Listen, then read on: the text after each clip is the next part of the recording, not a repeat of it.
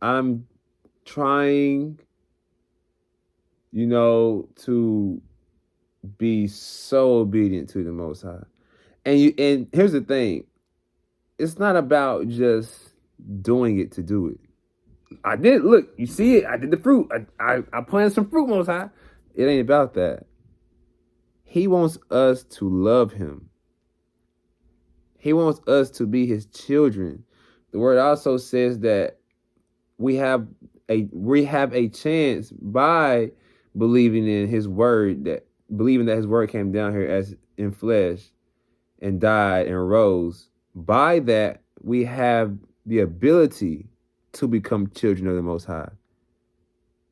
So you're not like, if we don't believe in Yahushua to be the word of the Most High who came down here in flesh and died for our sins and sent the advocate, the Ruach HaKodesh, so that we could accept it and be seen as righteous in the Most High sight when it's all said and done, because Ruach HaKodesh is also the Most High.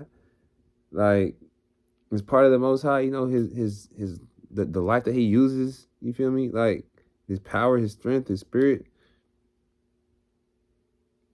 If we don't believe that, then you don't even have the availability to become a child of the Most High. Never get too complacent and think, oh, I'm good. I confess with my mouth and I said I believe, so I'm in there. It don't work like that. The word says demons know. The word says demons know that they exist and they believe in them. But the word also says that, how do you show that you believe in the Most High and that you are saved? How do you show that you have the Ruach? By your deeds. For belief without works is dead. So if you believe and don't have no works to show for it, no fruit, you're no better than a demon. What did you do that the demon didn't do? You know what I mean? It's really, and I know it sounds crazy, but that's really the contrast of it. That is really the contrast of it. Get out of your human mind for a second. We have to get out of our human minds for a second. I had to get out of my human mind and see things. Only what he revealed to me. When you go to him, he will reveal things that your human mind won't think of. You can sit there and read a sheet of paper. You can read the same sentence over and over and over and over again. And think you know it. And then the Most High can show you, look at that sentence again. And you'll be like, yo, I didn't never see that before. It's because he is in control of what we know when he reveals to us. And only will he do that if you seek him. If you seek him, he will reveal to you. And what will he reveal to you? How to produce fruit, spiritual fruit. That's what he will reveal to you.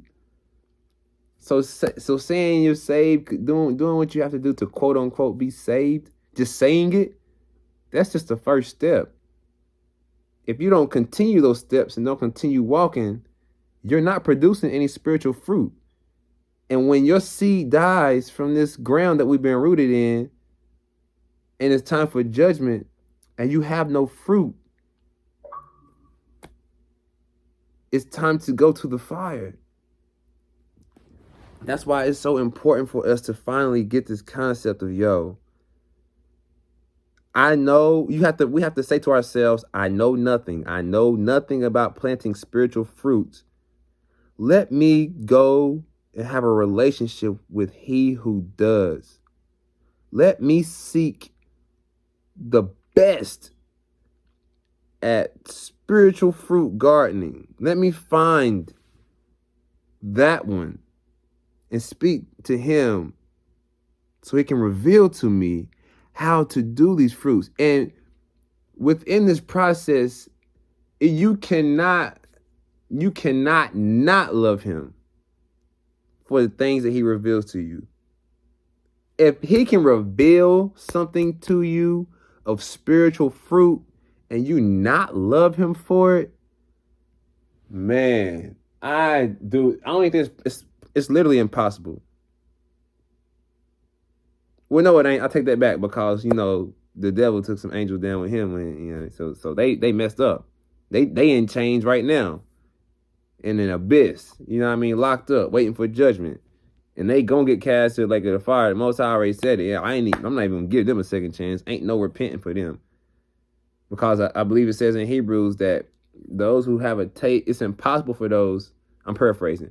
It's impossible for those who had a taste of it, of what it's like to be his child and things of that nature, a taste of what it's like to be loved by him and all that, and do what he says do, and then afterwards reject and deny it. Like, yeah, that's cool, but I want to do what I want to do. Like that, it's impossible for them to come back. Like, that's backsliding. Backsliding isn't, oh, I apologize and I did it again. I backslid, I did it again.